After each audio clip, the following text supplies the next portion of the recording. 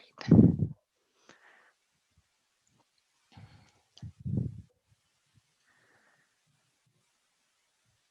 So now that the recording has started, just once again, this is we are the Cataloging and Technical Services section of ABQLA, and we are very pleased this evening to have Chris Oliver here with us tonight to present RDA in the toolkit. And since I'm sure there's a lot to cover, we won't waste too long, and I will pass it over to Chris. Okay, thank you so much, Jessica, and thank you to ABQLA for inviting me. I was absolutely thrilled. It is so wonderful to be back with the Quebec gang again. So today I'm going to talk about RDA in the new toolkit, and I will warn you right away that this is not going to be a demo of the functionality of the toolkit. Now, why is it frozen? Worked perfectly when we tried there. Okay, off we go. There's a wonderful demo coming up, in fact, on Tuesday, January 26th, done by the toolkit people. And they're going to give you, a much better demo of full functionality and everything else. And I have another place where I also mentioned where they've got their YouTube videos as well. And it's also not a training session. And you will understand by the end of the session why it's not a training session. I'm going to be looking at the changes because there's no doubt that when you go into the new toolkit, things look very different. And so we'll look at some of the main areas of change and why there have been changes. And I've taken sort of 4 areas. One is the fact there's a completely new infrastructure within the new toolkit. The second one, of course, is a very important alignment with the new IFLA bibliographic conceptual model, IFLA LRM. And then there are also 2 important strategic goals that have been very important in the design of RDA right from the start, and that is accommodating different technological environments and also internationalization and the aim of achieving data interoperability. So yes, when you enter the new toolkit, it looks so different. So one of the questions that could easily come to your mind is, has the direction totally changed? And no, we're moving still in the same direction. We've evolved further. And so you can think of this toolkit as showing RDA having reached further along in the vision that was originally there at the beginning. Now, many people try to talk about this, the RDA standard that they see in the new toolkit as if it's a new edition of RDA. And this is not a new edition. But yes, the toolkit has changed radically. We have 2 completely different URLs for the 2 toolkits. So yes, we have a toolkit that's totally redesigned and restructured. Now, this is an important point, and it's not just me making this up. This is the RDA steering committee has emphasized that it is one standard. We don't have a new edition now. It is not RDA 2.0. RDA is an integrating resource, and so it's constantly evolving. But yes, we do have the 2 toolkits, the original one and the new one. But as of December 15th, the new one is actually the official toolkit. But during this transition period, we have access to both the original and the new one. Now, those of you who remember back to 2010, when RDA was first published, there were certain very important principles. And one was that this was going to be a new standard designed for the digital world, that it would be responsive to changing technological environments. And one of the things that we saw was a major shift in thinking, which was that to look at bibliographic information not as strings of characters embedded in paragraphs that were designed for a human to read and interpret, but this major move to looking at bibliographic information as data. And so when we first saw RDA, it had moved to this idea of the data elements, something that was designed for humans to understand, but also for computers to be able to accurately process the information as well. A very important distinctive feature of RDA when it was first published was, of course, that it was grounded on a sound theoretical framework. And this framework was the alignment with the internationally accepted bibliographic conceptual models developed by IFLA. And from the very start, it had always been intended for use as an international standard. So now we find ourselves just further along that very same road. But of course, life happens, right? So yes, advancing the original vision for RDA, but time passes. So technology and software get old. Then there's a major change that happens in terms of IFLA's bibliographic conceptual models. Um, and then, of course, years pass and we've got a body of users of RDA and the toolkit who provide feedback about what would improve their user experience. And also, RDA does in fact start being implemented around the globe. And these new communities who start using RDA also provide feedback. So there was a lot of pressure for change from many different areas. Now, the technology part was the first part that's sort of like, oh, okay, we need to do a major restructure of the toolkit because the platform and the software is getting too old. And this then became the larger sort of 3R project, where it was not just restructure, but also redesign. And as you probably know, the 3R project stands for, the first R is for RDA, restructuring. That means upgrading the infrastructure to current standards, and a redesign. And the redesign has two aspects of it. One was a very important redesign due to the necessity of aligning with the latest bibliographic conceptual model, IFLA LRM. But also there had been a lot of feedback on user experience with the toolkit. And so there was going to be some redesign there. So at the end of the 3R project, this was really a large renovation project. This wasn't just putting a little bit of duct tape to cover a few cracks, but in terms of the toolkit, it was taking everything down to the foundation and rebuilding completely. So after the 3R project, we do have software that is good, current, updated software. And one of the most important things that affects, of course, also how the toolkit looks is that they took a completely different approach in terms of how the instructions are stored, so that the new toolkit has a more modular and dynamic structure underneath it. An important thing was that the original toolkit did not comply with W3C guidelines for accessibility. So that was a very important aspect to bring the toolkit in line with those guidelines. Now, RDA is also constantly expanding, and an important part of the redesign was to look at ways in which one could develop more efficient workflows for those who are generating the content, for those who are translating the content, and whenever new amendments would come along to the standard in the future. And to do that, that required having much more consistent patterns throughout all the standards. And of course, after the 3R project, we have the alignment with IFLA LRM. So looking at these 4 areas of changes which I mentioned, we'll look at some of those changes. These are sort of reasons for why things look different in the toolkit. But be assured that despite the fact that everything looks incredibly different, in fact, when you get inside the new toolkit and you get a little bit familiar with it, you can actually still catalog exactly in the same way as you're doing now.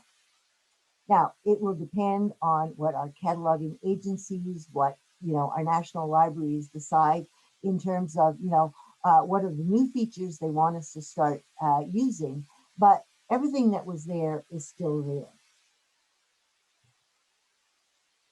Now, the new infrastructure makes things look quite different. And I'm not saying that these are all the most important changes. These are the ones that sort of strike me as, I guess when I first started using the new toolkit, these were the things that sort of struck me as being quite different. And so I'm noting them tonight. The first thing when you enter the toolkit, you notice that there are boxes. There are yellow boxes and there are gray boxes. The yellow boxes are all labeled condition and the gray boxes are labeled option. Well, the gray boxes that are labeled option are the instructions. And this pattern is consistent throughout all of the toolkit. Now, it looks very different. Here we have the instruction on for devised titles. And if you look at the original toolkit, um, it doesn't, of course, have boxes, but it had a structure, the if-then structure, where conditions were mentioned first in the if part, and then after then, you got the instruction. So that is actually quite similar to the condition and option structure. What is interesting is that when they looked at adding this formatting to the new toolkit, they did it consistently everywhere. So you have in the original toolkit, they only used if then in places where an instruction had more than one condition. But in the new toolkit, we get this consistent and uniform pattern. So it's always condition and option.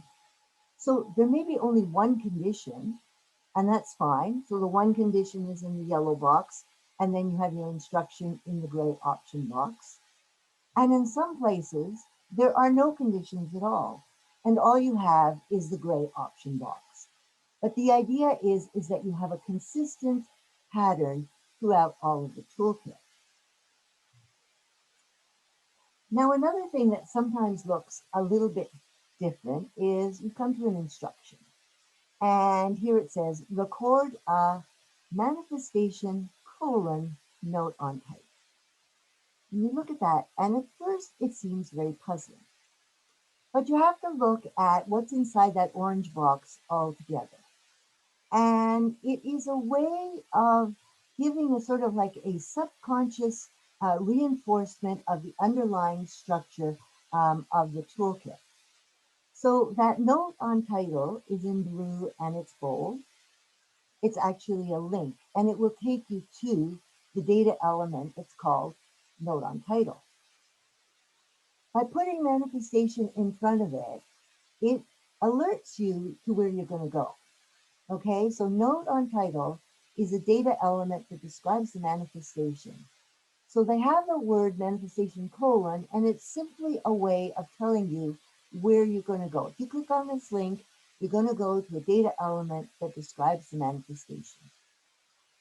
You see it also with other instructions, like in guidance, and it gives you an idea of the path of how to get there. It may be also that in the future, you want to find note on title and you aren't necessarily on the particular page where this instruction is, but you could still find it because you know I need to go to manifestation and I can follow the path back to that data element. And likewise with the guidance, the recording methods, and then finding instructions on unstructured descriptions. So it's nice because it gives you actually a kind of a subconscious reinforcement of that structure. But at first glance, it always looks a little bit like, oh, what is being said here? Now, in the original toolkit, the content of the standard itself was basically on that first screen, on that first tab called RDA. And there was a table of contents, and the standard was set out more or less like a book. It had a beginning and a middle and an end. The table of contents that sort of, guided one through it. And the whole first part of the standard was all about recording attributes, and the second part of the standard was all about recording relationships. So when we come to the new toolkit, The standard is basically on the entities and the guidance tabs, on those two tabs principally. Um, and it is no longer divided into attributes and relationships. So in that way, it's different from the original toolkit. And so what we have is you click on the entities drop down menu and you've got all the entities. And at every entity, all the elements are clustered there together with the entity. So there's no division into the attribute section and the relationship section. They're all together. And the fundamental organizing principle for the whole toolkit is the entity. That's one of the reasons why it's good to become very comfortable with the entities, because it plays such an important role in terms of the underlying structure of the toolkit. Now, I'd mentioned that there's a new modular um, um, structure to the toolkit. So in the original toolkit, we had chapters. And you'll remember that some of the chapters were humongous. There was chapter 2 and 6 and 11. In fact, they were so big that they had to be subdivided because it was so hard for the toolkit to have a fast response if it had to load the whole of those chapters. Now, when you look at the toolkit, there are no chapters, and you have a small unit that is the fundamental building block in the toolkit, and that is the data element. And so you have the entities and the elements are organized like a data dictionary, um, and um, and so there's now this structure that is much easier to expand or contract. So in the original toolkit, and any of you who remember how painful it was to make any kind of a change, because everything was in chapters and all the instructions were sequentially numbered. So if you wanted to insert something, that meant everything afterwards had to be renumbered. So the intellectual work might have been just little, but all of a sudden you had enormous amounts of basically useless editing work to renumber everything. That meant all training material also had to be changed as well. So it really was very cumbersome. And then if you wanted to delete something, then you ended up having to put in little messages about there's no more content here. So it was not a structure that was good for absorbing changes. The one thing we know is that change is constant. So we have things set up now, but who knows what the major changes will be to the standard in the future. So there's one element, one web page, okay? And they all have exactly the same pattern. At the very, very top, you will see data publication, which is the name of the data element that we're on right now. And right above it in small writing is something that's called the breadcrumb trail. Again, it's a wonderful reinforcement of where do I find data publication? Now I may have found it by searching, and I arrive here, and that's fine. And the search functionality is really good in the toolkit. But you also get this reinforcement of the structure. I see. If I went to the entities drop-down menu, I'd select manifestation, and through manifestation, I could get to data publication. And there may be times where it's faster and easier to navigate through the drop-down menu than to do the search. So that breadcrumb trail is very useful. It also reminds you of where you are. Now, on every single one of the element pages, you get the name of the element, the definition and the scope. There's the element reference section, which is closed in this instance. When you open it, it gives you certain amounts of technical information. There's a pre-recording section, a recording section, and related elements. And the thing is that this is a consistent pattern for all the elements, for all the data elements. So it always has that same pattern. Also included would be the examples that are relevant for that particular data element as well. Now, as I said, for navigate and search, to get a really, really good grounding in that, the toolkit people will, explain that that functionality. much better than I can. I'm going to mention a little bit about it because it's important for understanding how, how things are different. So as I had mentioned, there are tabs. The tabs, though, are slightly different from the ones that were in the original toolkit. So we have entities and guidance, which are the two where most of the content of RDA is. Entities has the entities and all the data elements. Guidance has instructions, which are either more conceptual or cover several elements or entities. The policies are, of course, the policy statements. And resources has some parts that are actually part of the RDA standards, such as the glossary and the RDA control vocabularies, called vocabulary encoding schemes now. It also has supporting documentation of various kinds, such as revision history and ACR2 still there too. There's also a search box, and the search can also be narrowed. There's a drop down here so you can limit your search.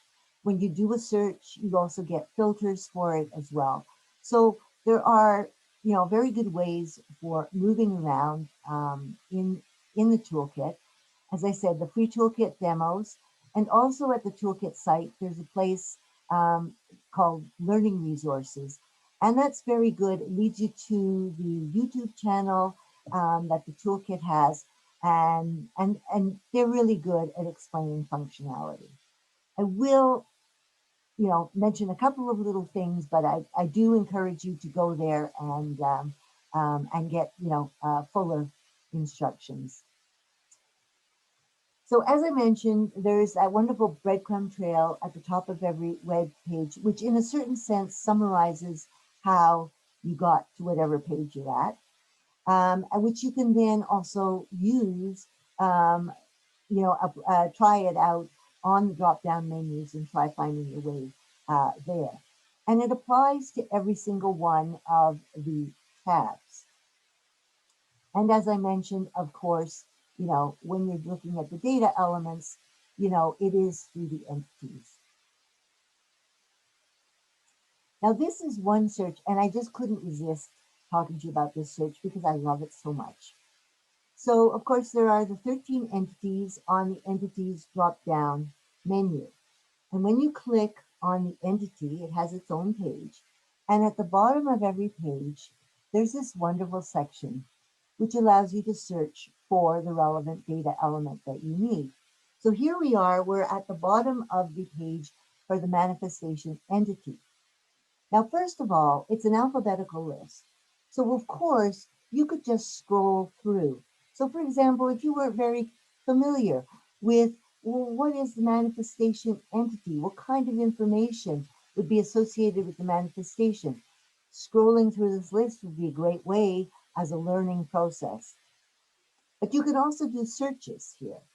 And in that find element box at the top, you can start writing, putting in letters for whatever word you're searching.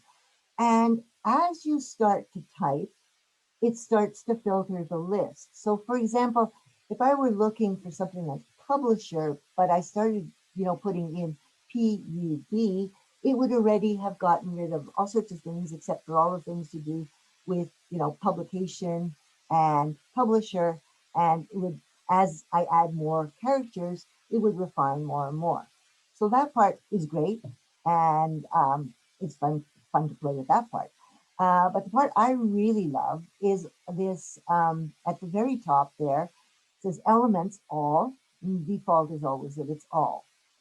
But you can also search just for the attribute elements, or you could search for the relationship elements. Now we know the relationship is a relationship between two entities, right? So this is going to be elements that are a relationship between manifestation and one of the other entities. So on this, I just have so much fun with this one playing. I hope you do too. But you can specify the entity that you want. So I know that I need a data element that describes the manifestation by, recording the relationship between the manifestation and a place. And I can't think of what it might be called. And so I choose place from that. There's a drop down menu with all the entities. I choose place and it filters out, and I have all the data elements that describe a relationship between manifestation and place. So I hope all of you will enjoy playing with that search as much as I do. Now, one of the interesting things is people have criticized the RDA toolkit, saying, oh, there's so much white space. Now, one of the reasons there's so much white space is because of this functionality of being able to see the policy statement in parallel with the actual instruction. Now, the original RDA toolkit, we could flip from one tab to another, and that was already a huge advancement on what we'd had before. So that was already good. But this is a whole new advance where the policy statement pops up in parallel with the actual instruction, which makes it incredibly useful when you're doing your work. So you don't have to go and look for it, it's right there.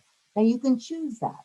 That's something that's in your personal profile. You can choose what your default policy statements are going to be and whether you want to see the policy statements, because maybe you don't catalog the policy statements. But for those who do, that's a really nice, feature. And they somehow managed to get it to align, and that makes it very useful. So you know exactly where you are and what you're applying.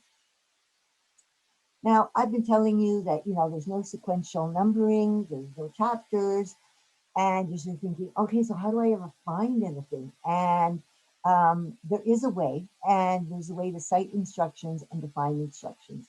And even though one doesn't see any numbering, every single instruction is tagged. Now, this isn't new because the original toolkit had this tagging that was not visible to us, but every single instruction was tagged. Now, when you sort of click over a certain amount of content, you will get a little blue pop-up thing that pops up where you can either choose to find out what the URL is for that instruction or the citation number. The URLs are unique and persistent URLs, and the citation numbers are also permanent numbers, and they're random. So there's no order or logic to what these URLs or numbers are, but they are permanent, and they are a way to record in documentation. And you will also find it in documentation that other people prepare, and you can you can copy that series of 8 digits and put it in the search box. It has to be with that format of 1 2 period 3 4 period 5 6 period 7 8. Take that and put it in the search box. It'll take you to where you need to go. So despite the fact that it has this new modular data dictionary kind of appearance, there is a way to be very precise about where you are in the standard. The efficient design was very important both for the maintenance of the standard and for translations. One of the things, for example, which has been mentioned, I think, in lots of RDA presentations, is the fact that things like, the control vocabularies, the definitions, the scope notes, they aren't entered into the RDA toolkit. They're entered in the RDA registry, and they automatically populate all the places in the toolkit where they're needed. So this is just one of the examples of where they try to increase the efficiency. So human beings aren't having to do painstaking, boring, repetitive work, getting the machine to work for you. In a similar way, they sort of try to use templates. Now, boilerplates, I always associate as a more British term, and I think I know I'm more familiar with the word template, but it's the idea of being able to reuse content in various places and populate things. And so they've done that as well. And that also is part of the reason where when you look at the new toolkit, you get a very a sense of consistency because it's a regularized pattern throughout the toolkit. Now, the alignment with IFLA LRM is extremely important, and that's where you really get an impact on the content of the standard. It, as we said, because the underlying structure is according to the entities, it has an impact on the underlying structure of the new toolkit, but it also impacts the content of the standard because this is where new content had to be added. Now, as you probably remember well, of course, when RDA was first published, it was aligned with Ferber and Pratt. By 2015, it was aligned with all three FR models. 2017, IFLA publishes the consolidation of the three models, IFLA LRM, IFLA Library Reference Model. And the moment that IFLA LRM was published, it made the three predecessor models obsolete. So you can't have an international standard aligned with obsolete photographic conceptual models. So it was imperative that RDA be aligned with IFLA LRM. So the models are very important because, from the very beginning, they provided that robust theoretical framework on which the standard is built. They provide for internal consistency, as well as international compatibility. Even if somebody's not using RDA, if they're using a cataloging standard that is aligned with IFLA LRM, then we're going to have a certain amount of data compatibility. And also by aligning with IFLA LRM, we get to take advantage of this latest updated modeling as well. So there were big changes in terms of RDA because there were some entities that were already there. And of course, our wonderful core entities of work, expression, manifestation, and item are there. They're exactly, as they were before with slightly better definitions because IFLA LRM improved the definitions, but they're there. Now, there were a lot of other entities that were added, and these entities, of course, had to be added into RDA. There were 6 new entities added. The new RDA entity is a kind of a variant on the IFLA LRM res, and it had to be added anyway, but that's why it's sort of in its own column because it's not, it's not an exact LRM entity. And so you can imagine that these entities have to be added and all the elements that go with them. Now, it would take probably a whole other webinar just to go into the changes that IFLA LRM has had on RDA, the standard. So I'm just here, mentioning that these are the new entities that have been added to IFLA LRM. And even though IFLA LRM does not have family and corporate body as entities, RDA retained them because they are refinements of the collective agent entity. So by having collective agent added to RDA, then RDA could retain family and corporate body as narrower instances of the collective agent. And the entities, as I said before, are the fundamental organizing principles. So where am I going to find these kinds of data elements? It's always very important to be familiar with the entities and the extent of those entities.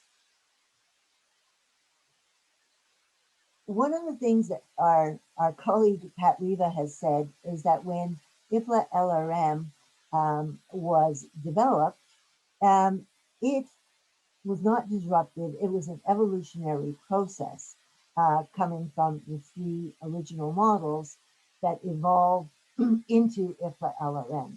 And so in the same way, the alignment with IFLA LRM for RDA is not really disruptive because we were already aligned with the three previous models. So there's an expansion of content and there's a refinement of what was there already in RDA. The alignment also brings more clarity and more flexibility as well. Now, of course, if you've got new entities, you've got to also have all the elements that describe those new entities. So that's with 6 new entities, that's a certain number of data elements that have to be added. Also, IFLA LRM, by introducing entities such as time span and place, it meant that a lot of uh, elements that used to be attributes could now be modeled as relationships. And so we see that same effect in RDA as well. And so a lot of the attributes that were in the original toolkit become relationships, but we're still recording that same information. So for example, date of publication, we still record date of publication. When you look in the original toolkit, it was listed as an attribute. When you look at it in the new toolkit, you see it, it's a relationship element between between the manifestation and time span. There were also very important new concepts that were introduced by IFLA LRM, and these have been incorporated into RDA. And I list them here because they are very important. In terms of our day-to-day work, we will come across some of these, depending on what kind of things one is cataloging. But it's important to know that they're there because you do come across them in the toolkit, consistently. As I said, the IFLA LRM parts would take an hour by itself. Now, in terms of the different technological environments, of course, RDA was always designed to be, the toolkit was always designed to be a web tool. There was that reorientation of thought of thinking about our bibliographic information as data. And the idea, of course, that, precise, unambiguous data so that a machine can process it, as well as thinking about the kind of data that we need to be producing in order to be able to have this data function in the semantic web. Now, RDA in the new toolkit accommodates multiple implementation scenarios because we talk about, the semantic web and linked data, and these are very important areas in which we're moving, but we're not all going to move at the same speed. And when you start looking at the global situation as well, not all cataloging communities will move at the same speed. And so RDA was specifically designed to be able to accommodate the different technological environments in which we may be operating. Now, these have actually been brought right into the toolkit. The implementation scenarios were not part of the toolkit. Originally, they were sort of supplementary documents, but now it's actually, you can actually find this within the toolkit, and they're listed in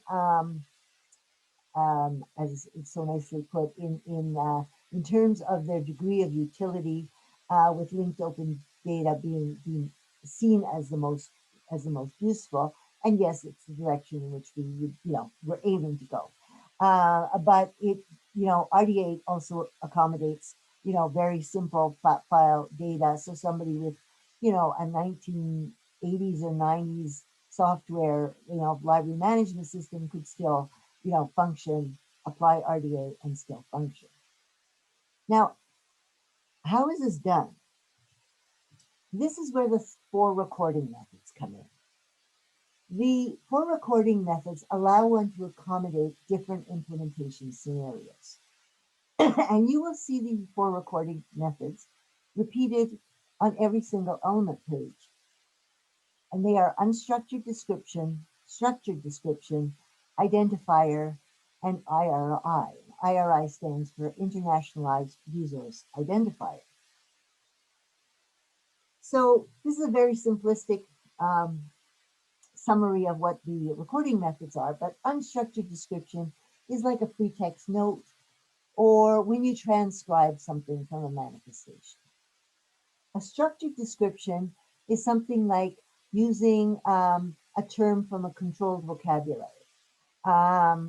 Such as, one of the RDA terms for content type, or a subject term from the art and architecture thesaurus, an authorized access point created according to NACO guidelines, a code from, an ISO list.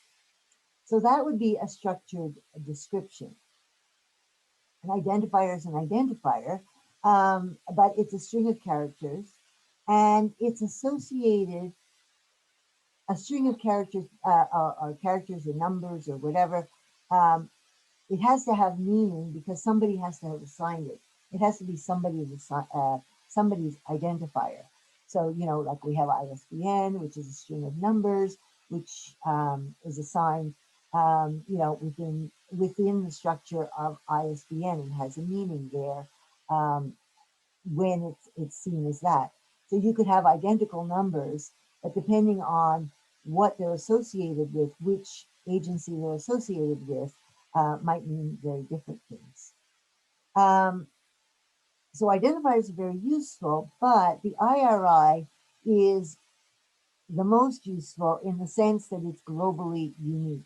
It cannot be mixed up with anything else. It's also a machine readable string. Now, I'm not going to give you an example from an actual element because I just decided to do a shortcut here. And I've gone to the vocabulary encoding schemes. You'll find these under resources, vocabulary encoding schemes. And here we're looking at carrier type and just the first two entries there. The reason I'm showing you this is because in here we have 3 of the recording methods, okay? It's a vocabulary encoding scheme. So this is control vocabulary, aperture card.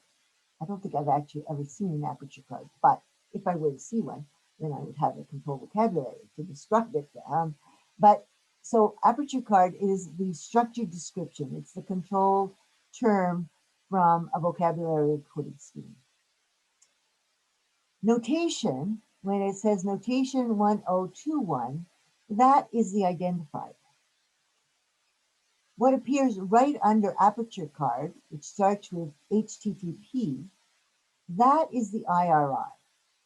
And it's globally unique because you'll see that it starts with RDA registry, which means it tells you where this identifier comes from. It comes from the RDA registry, so the RDA namespace, and it tells you precisely what it is, and it is unique within the RDA carrier type scheme. It is this identifier number, and so this one is a machine readable link that can be used in the linked data environment. So the vocabulary encoding schemes, when you look under resources and look at them there, you will see that all of them have the structured description, the identifier, and the IRI for every single term that's listed. So I had mentioned earlier that the page for every single data element is identical. It mentions definition, reference, pre-recording. And for recording, it always lists the 4 recording methods. Now, they're not always applicable. And so it will tell you, not applicable. But the 4 recording methods are always there and they're always present. And so that's why they're there. Some people have said, well, if it's not applicable, why did you put it there? But it's a reminder that RDA is designed to accommodate a range of different technological environments. So the 4 recording methods you will see them at every element page. Now, a very important strategic goal has been the internationalization of RDA, that it should not be, a standard just used, by a few countries, but to promote its adoption and implementation around the globe, because that will help data interoperability. And of course, there have been changes in the governance for RDA, because the idea is that, yes, let us encourage people to use and implement the standard around the world. But if people around the world are using the standard, they should also be involved in the decisions about the development of the standard. So the changes in governance were done so that RDA is going to be maintained and developed jointly with representatives from all areas of the globe.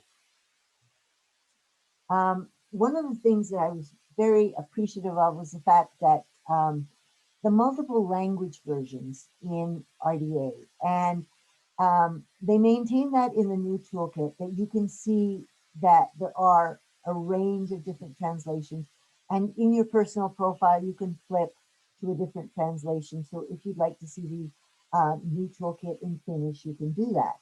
But the thing is, it's not just a very, a sort of, amusing, thing to see the RDA in other language versions, but it also makes one very conscious of the fact that it's a standard that is shared by communities around the globe. And seeing those different language versions within the one toolkit really makes this very real that it is a global standard. And we've also seen changes in the infrastructure to improve the translation process. What is also interesting is that there's a real effort not to sort of say English and the translations, but rather to talk about English as one of the language versions. So there are multiple language versions, and you choose the language version that you work with. English does have a slightly different position in the sense that it is a starting point for all translations. But there is a real effort to try to, not emphasize that it's English and the others. A new objective was added to RDA, and that you'll find in the new toolkit under the objectives and principles. And again, it acknowledges that RDA is designed for use by an international audience. And so this phrase was used in the original toolkit up in chapter 0, but it's now added as an actual objective that governs the design and development of RDA. And the interesting thing here is the focus on data harmonization rather than the strict conformance of strings of characters. And what is also interesting, that this objective actually makes an explicit reference to policy statements and application profiles. Now, what I've done here is, because it's difficult to read as one big long paragraph, I've broken it up into bullet points. But this is the content of that internationalization objective, designed for an international audience.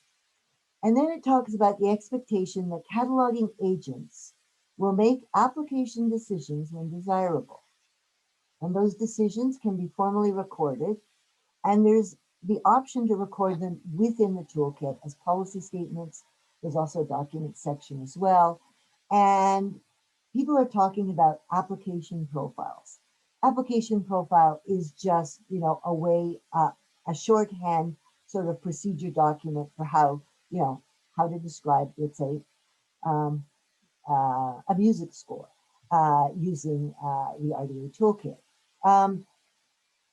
And the next part is really interesting, because it says metadata provided by different agents, and I've added the bolding, will not necessarily be identical, but as well-formed data, it will be understood by any agent when shared. And the emphasis is on data harmonization rather than strict compatibility. So this is very interesting because it changes the focus to data interoperability and harmonization. And it explains why RDA is designed with so many choices and so many options. The focus is on the shared element set. So the shared element set is the core of RDA. And then the idea is to try to encourage use and reuse of data, especially on the web. And having data elements that correspond is extremely important. So the data elements and the control vocabularies are actually made available in the RDA registry, open to all, so that other communities can also use them. Also, different cultural heritage communities could use them as well. And people can use either the whole set of RDA elements or parts of it. Now you sort of think, oh yes, this is a very nice philosophical point, but what does it matter to me? You will actually stumble across this when you go into RDA, the instructions in the new RDA toolkit, because this addition of the options has been made, again, more consistent throughout the instructions. And so, for example, here I'm at the instructions for authorized access point for person. And the first thing it tells me is record a value that's selected within a vocabulary encoding scheme. So in other words, you're being given the choice about which vocabulary encoding scheme you're going to use when you construct your access point. And then the third paragraph says, construct an access point applying a string encoding scheme. You get to choose the string encoding scheme. Now, the vocabulary encoding scheme could be something like the NACO authority file. And a string encoding scheme can be something like the order of elements in an access point, the punctuation. So if my library uses the LC NACO file and I'm creating an access point for the corporate body, the Olympic Games, the ones that were in Montreal many, many decades ago, then this is what I do.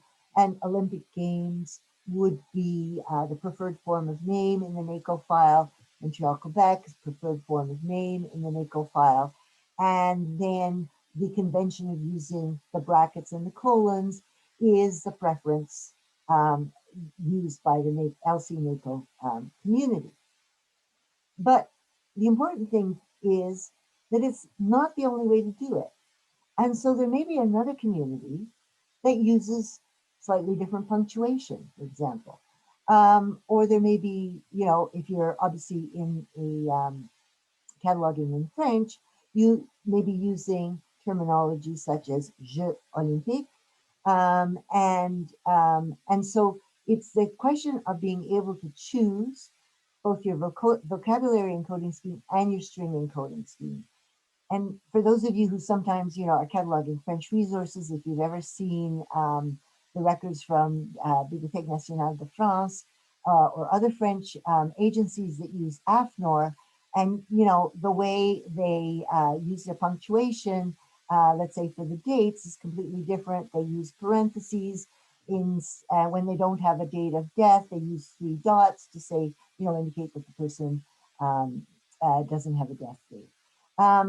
And the whole idea with RDA is, yes, it's important to have authorized access points, but around the globe, we don't all have to use the same vocabulary and string encoding schemes. So this builds in like a certain amount of, flexibility and openness to other communities, which then allows us to build data interoperability and build for greater sharing and reuse of data. So you will see this throughout RDA in the new toolkit. You've got the options about what elements to use, what language and script, the vocabulary and string encoding schemes, what recording method to use. And even, in terms of, whether you use data capture or you transcribe, and if you transcribe, what kind of transcription. So there are a lot of options. A lot of them were already sort of there in RDA in the original toolkit, and they've been brought out much more to the fore in order to, in order to realize a better internationalization of the standard and make a standard that people can use regardless of where the community in which they catalog. Now, if there's so many options, what do I do? Next step is the cataloging communities. And for those of you who date back to 2010, you'll remember that when RDA was published in 2010, it was ready to be used. But there were already a lot of options and a lot of choices. And then people needed translations. For example, in Canada, our National Library, of course, needed the translation into French. And there were some Mark 21 changes as well, because, a lot of us use Mark 21. And so it wasn't until 2013 that we had, implementation in Australia, Canada, UK, and the US. And the leadership really came, in that instance, Library of Congress moved quickly ahead and did policy statements, and others followed soon, closely afterwards. So we find ourselves in a little bit of the same situation, because RDA in the new toolkit is ready to use. And if you're not in a situation where you're doing exchange of records and things like that, you could use it now. However, translations are being worked on right now. The policy statements are being updated and adapted for the new toolkit. There are Mark 21 changes underway as well. And agencies are also preparing application profiles that their catalogers can use. So we know there's a certain amount of preparation, which is why I can't give you a training session yet, because a training session must be given within the context of, are you cataloging in North America? Are you following, Library and Archives Canada, or Library of Congress and the PCC? But we expect that, most of us will be switching in 2021, 2022 to using RDA in the new toolkit. So we have RDA in the new toolkit. It's a perfect opportunity to start getting familiar with it, with the new infrastructure. Yes, it does look different, but it is much more modular and it's much more web-like. We do have major changes due to the alignment with IFLA LRM. And some of the changes are very much at the level of the concept.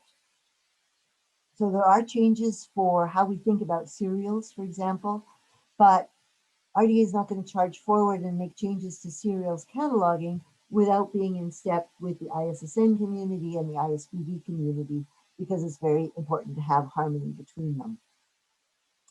And then, of course, there are parts of RDA that have been expanded to accommodate different technological scenarios, as we saw with the 4 recording methods, and as well to make it clear that there isn't just one way of doing things, that RDA is about the element set, and there are different ways to record the data in those different data elements. But that everything that was there is still there, so that one could go ahead to produce, data in, the traditional environments in which we find, I think most of us still find ourselves in, which is library catalogs of MARC records. And so now we come to questions, and I give you my email address in case you don't think of the question now and you'd like to ask the question later on.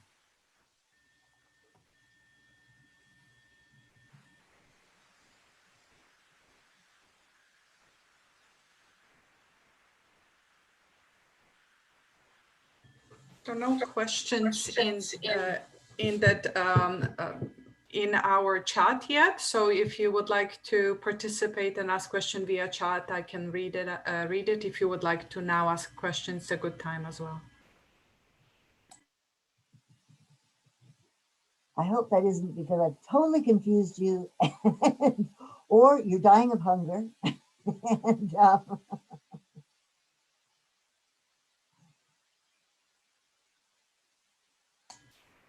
No, it's short, a lot to unpack, but I really like the part when you mentioned that area where you can limit the relationships, or if you are cut at the manifestation level. Is this ever going, do you know if it's going to be redesigned, it will be a bit bigger? Because when you are on that page, that's such a little box. Now you have.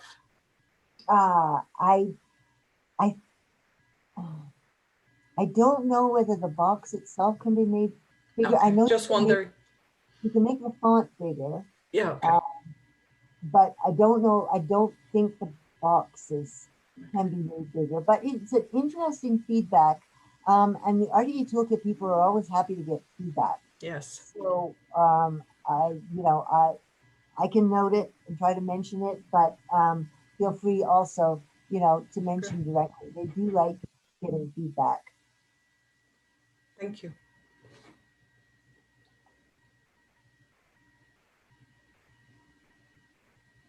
So I think we've got interesting times ahead, because some of it will be unpacking some of the parts of RDA that we, with the alignment with LLM. So that part will be really interesting to learn.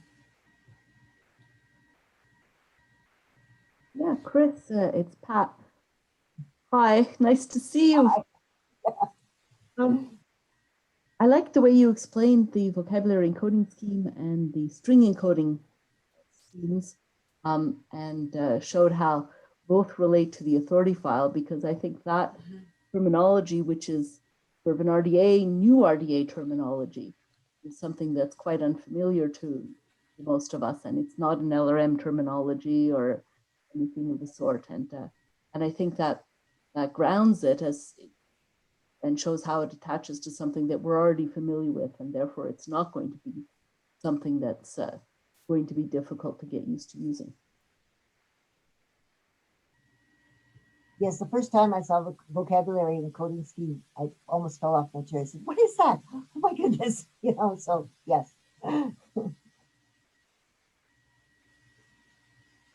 Yeah, I also really appreciate your overview at this level, because, frankly, I'd lost track a little bit in the last couple of years. I've been too busy with other things to follow the details of where the changes have been going, and so now I'm feeling desire to have a little bit of a catch up.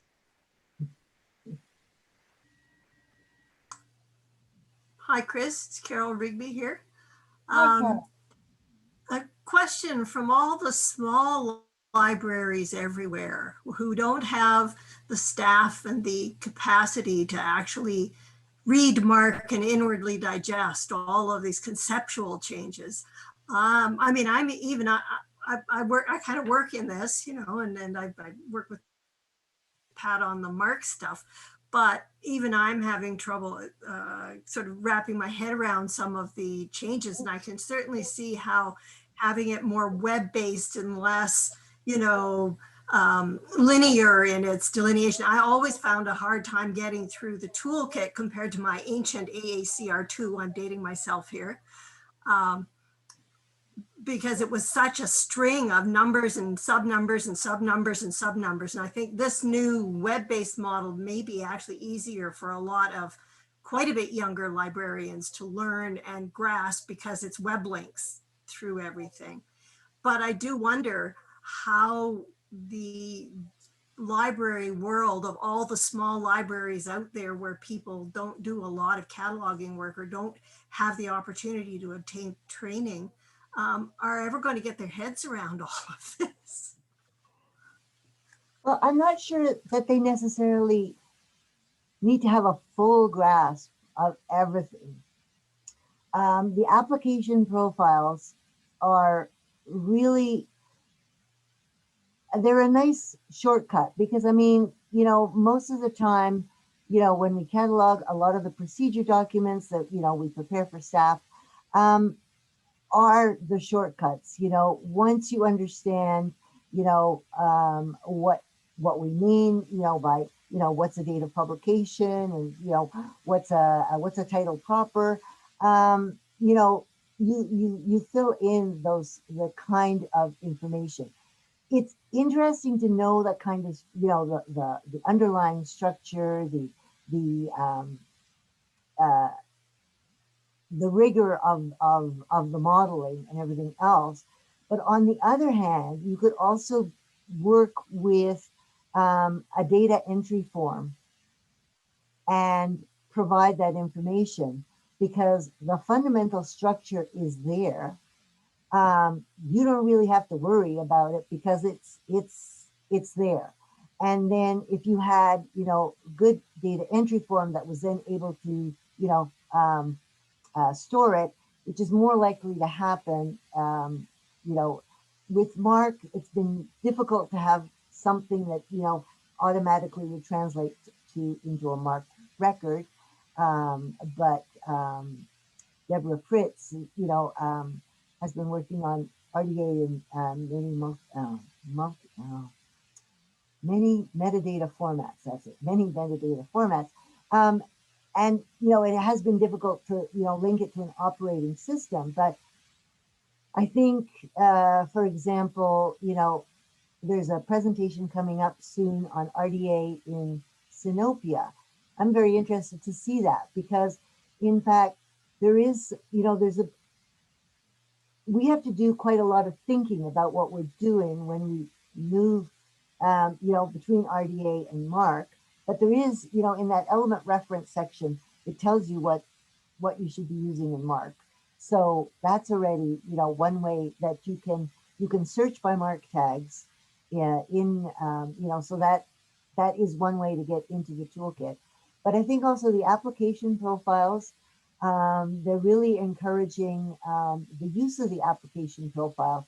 And so, like, for example, policy statements, there's only supposed to be one, you know, policy statement per, you know, large mega, you know, institution or national library or whatever.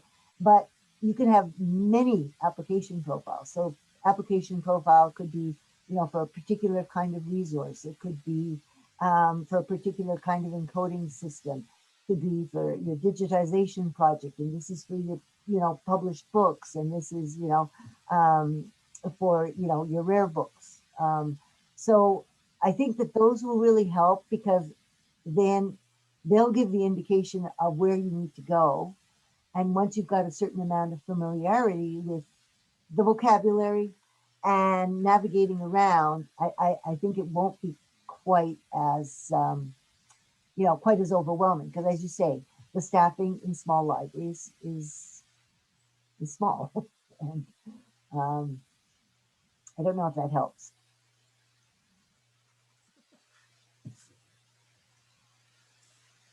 Chris, there's a question here from Sophie. I have just started to familiarize myself with cataloging and your work in metadata processing. Could you please summarize your involvement in the project and describe your specialty? The project, do you mean 3R project? Yes. I have no direct involvement with any of the content development. In the past, I did because I was a member of the Canadian Committee on Cataloging, and that was one of the bodies that fed into the development process. But since 2017, I have not been involved with any of the content development.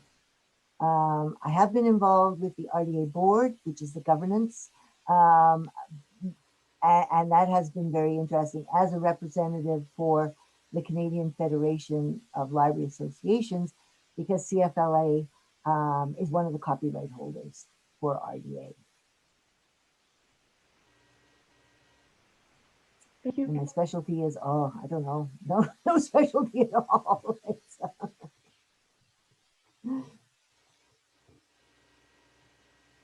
Hello, Chris. My name is Hi. Isha. Hello, I have a question.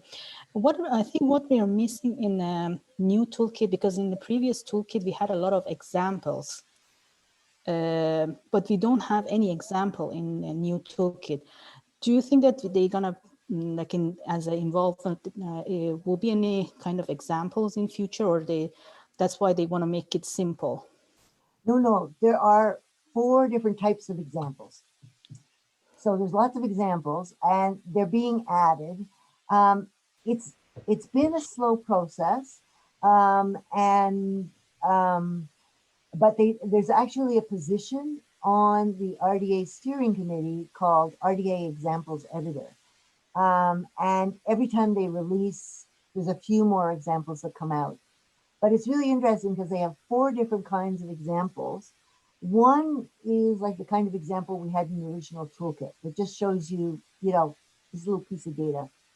This is what you should record, which was good. But sometimes people said, "Oh, but what about the rest? What does the rest of it look like?" So there are places where you will see something called example in context, and so it'll show you for your data element, but it'll show you all sorts of other RDA data elements as well.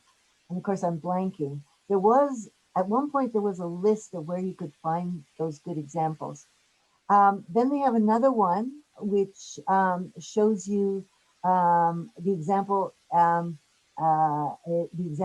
U.S. relation. Is it U.S. relationship or example? Yeah, but it's a relationship example, and it shows it to you. Very much, it's very good for getting your head around the whole linked data environment because it basically is showing it to you as relationships with IRIs. So that is very cool. There are other places, and I know I've used it, so I should remember where it is, where they show the same, they use the same example for all the recording methods. So you can see the difference of what happens, according to the different recording methods, what's happening. So in a certain sense, yes, you're quite right. Examples are extremely important, and they've done a really good job, I think, of trying to expand the way examples are. And I really like, that one with the 4 recording methods, but it's going more slowly than, so yeah, but they keep on working on it. And every time there's a couple more, so yeah. There is Julia has a question. Julia, are you willing to speak, or you would like me to I'm willing read? to speak. Okay. I'm willing to speak. So my question is actually different from what I put in the chat. Thank you for this overview of everything that has changed with the RDA toolkit. As someone who's learning it newly as an information studies student, I am a bit relieved that I'm coming in at this stage of the game and I don't have to learn a completely new system. And I wanted to ask you what your favorite component about the new RDA toolkit was compared to the previous toolkit. Well, that's very good because I have the terrible disadvantage. I'm always comparing old and new, old and new, old and new. So in fact, it's extremely interesting to meet somebody who just sees the new toolkit. That's really, really very, very exciting. It'd be interesting to know what are the reactions and how what you see as the good points and the stumbling blocks. For me, I do love that search for relationship elements. And I must say that, what do I really, there are parts of it, that are just, I guess I've learned a lot by exploring the new toolkit. I feel I've learned a lot, that I was hearing about all the changes happening, but all of a sudden when you immerse yourself in the new toolkit, and you say, oh, I see, this is what they did. But I like the 4 recording methods. I think that that was at the first, when it first came out, they kept on using the 4 pathways. I think it was pathways. And I really didn't like that expression. But when they changed it to 4 recording methods, I really liked it. And so I think maybe that's one of my favorite parts.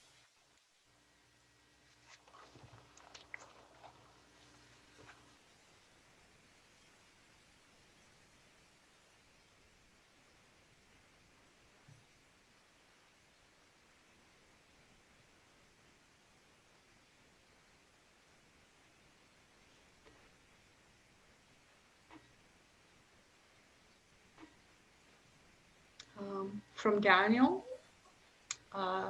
If Daniel doesn't want to speak, I will read.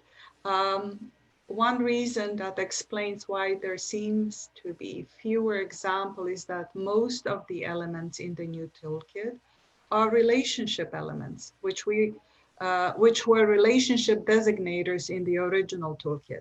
And those did not have any examples. This means that there were fewer examples to carry over into the new toolkit. Very good point. Excellent point. Yes, thank you. Thank you for that. I was just trying to see if I could find one of those relationship ones, but you know how it is whenever you look for something. And,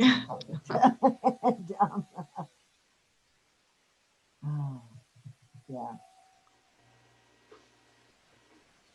Oh, I think under content type, I could do the example.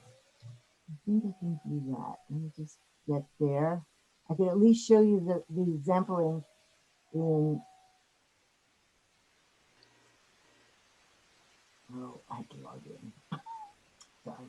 Okay, here it is. And let me just see. And then if I find it, then I can do share screen. Oh yeah, it's view as relationship and viewing content. Oh, excellent, excellent. Okay, if you want, I can, for those of you who still want to be here, feel free to leave if you find this too much, but okay. Do you see something that says view as relationship example? Yes. And so there you see it very much in a sort of with the IRI, you know, that in this case they're using the IRI from VF, the RDA registry element for the relationship, and then the RDA registry for the term. And this is this particular work or expression has content type negative music. Then the view in context example, unfortunately the yellow is because I did a search, and so it highlights, you know, the words that I was using in my search. But you'll see that, you know, it has, you know, it has an authorized access point, has place of capture. So you see your has content type within the context of a set of metadata description statements. So, you know, all the statements together describe this particular expression. So, and then I think this one have, yeah, no, record, no, that's not an example.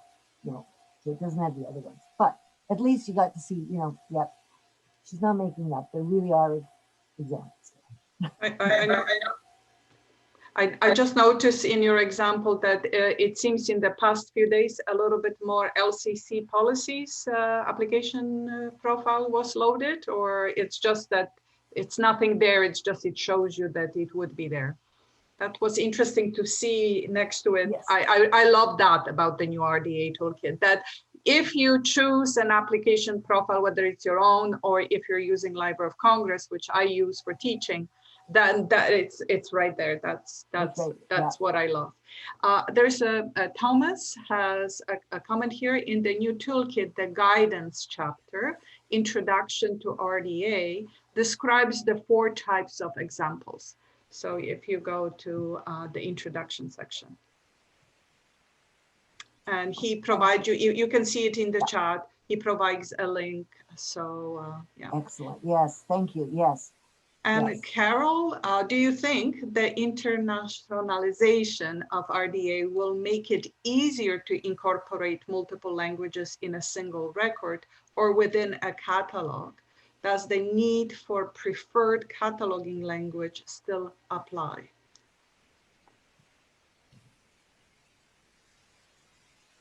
Chris knows this is my favorite hobby horse. I mean, I have a funny feeling in a MARC environment, it may.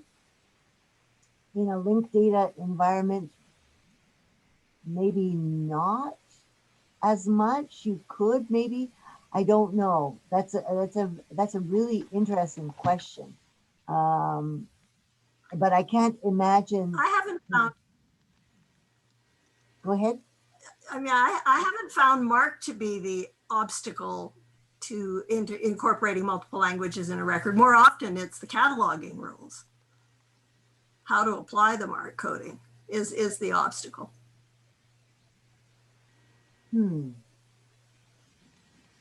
Because we've been doing 4 languages in Nunavut for, you know, a decade now. Yeah. And most of the time we make alternative cataloging choices among the rules, but we're still using MARC-based ILSs, and we still get all our languages into the records. But we, you know, we're kind of bending things a bit. So I'm delighted to see this acknowledgement of additional cultures and additional languages and additional ways of viewing the world and additional ways of having alternate expressions of identities and that kind of thing. I'm just curious as to if they will be more easily accommodated under RDA than they were under AACR, or as the RDA evolves. So when you say incorporate multiple languages, can you just maybe give me an example? Because I might not be understanding. Well, for instance, so many publications that come out in Nunavut are published in 4 languages simultaneously, perhaps within the same document. Right. And so our records, if you go by the previously accepted standards in most places, is you would create a record in English because your cataloging agency was English, regardless of what the language was in the items that you were seeing. And you know, when you're transcribing, people would always transliterate all the alternate scripts into Roman orthography and all of that kind of thing. Whereas what we're trying to do is to include description in all of the languages of the item.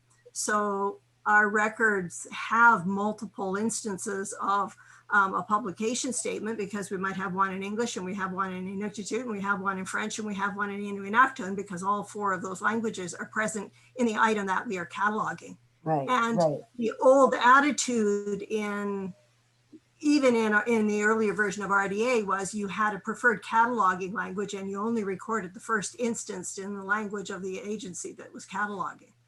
And I'm just curious if that kind of direction is going to be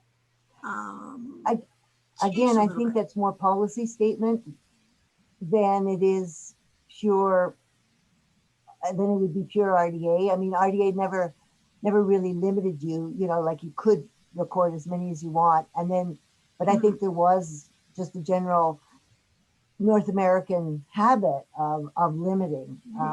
And so, yeah. And the other thing is also there's, you know, the transcription, you know, is, yeah, there's an assumption that you're, you know, let's say if you're transcribing in the script that's appropriate for, you know, what's on that manifestation. And that transliteration part is, you know, I think will eventually end up being a thing of the past, but yeah. I see that as a really nice direction for this new, you know, when you say that it's being aligned with all of these other international bodies, I think having that kind of flexibility and getting that into people's heads that you can have that kind of flexibility, I think that's a really positive step for this new direction. Yeah. And I see that Pat has a comment. I don't know if everybody can see it. Maybe the linked data options will allow better switching between languages. such as having to choose a form of name for the structured description, but the IRI, yes, will link to an entity record that includes a VES, SES in several languages that the catalog could select to display to the user. Exactly, yes. And if you knew the language of the user's interface with your catalog, yeah, it could even automate that part as well. Oh, Daniel, thank you. RDA recognizes that there can be more than one cataloging language, a preferred language, not the preferred language. Yes. Oh, thank you. Excellent. Thank you very much, Daniel.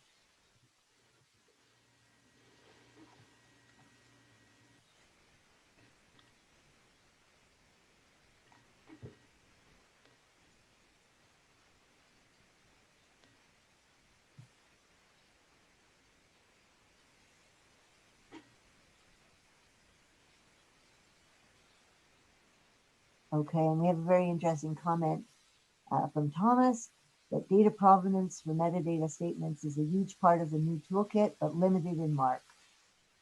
The MARC Advisory Committee will be discussing data provenance in a few weeks. Yes, it's going to be a very interesting discussion. Quite right. Thank you, Thomas.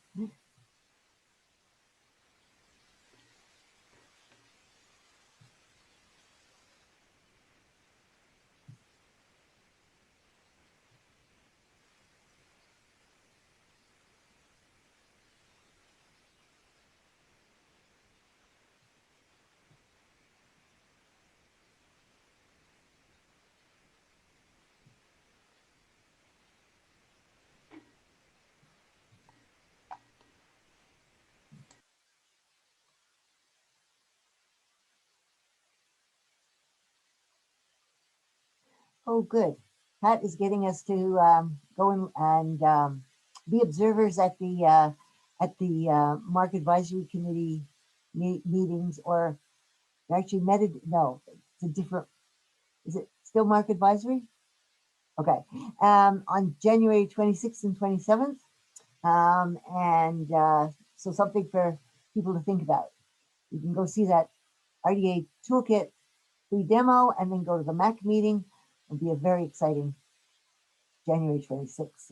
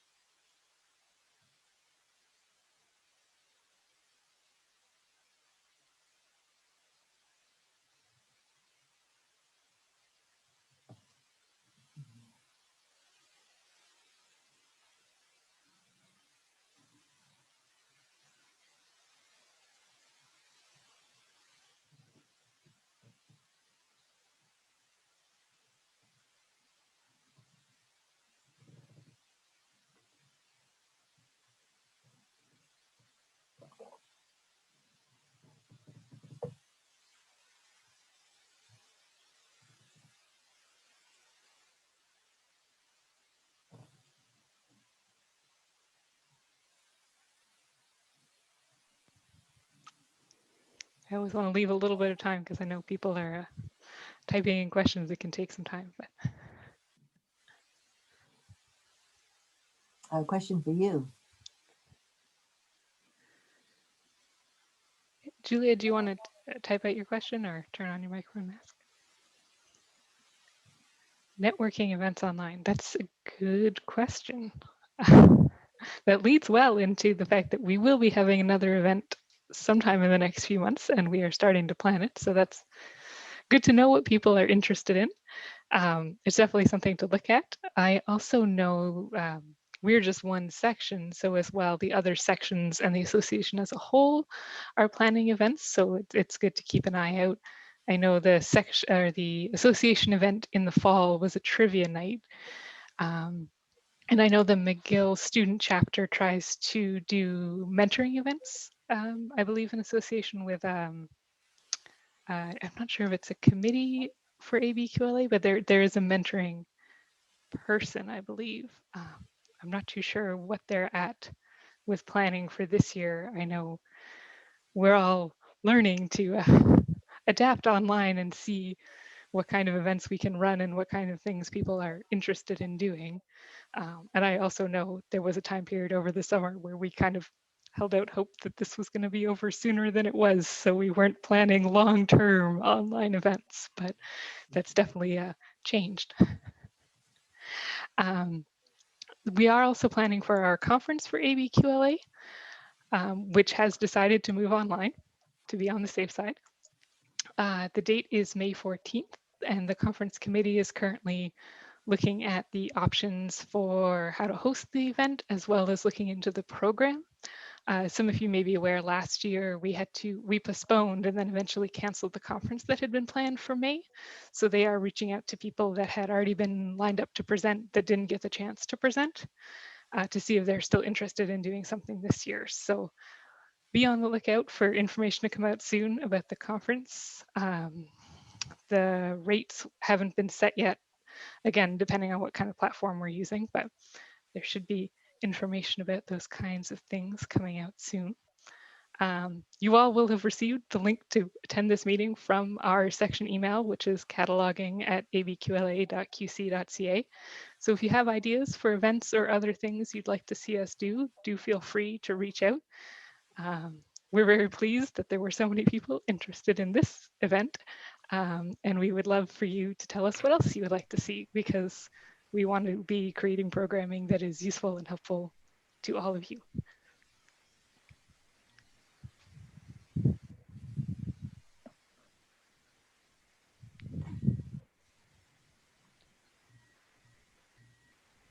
So it looks like that's about it for the questions. I will say thank you again to all of you for coming out, and a huge thank you to Chris for her wonderful and very informative and helpful presentation.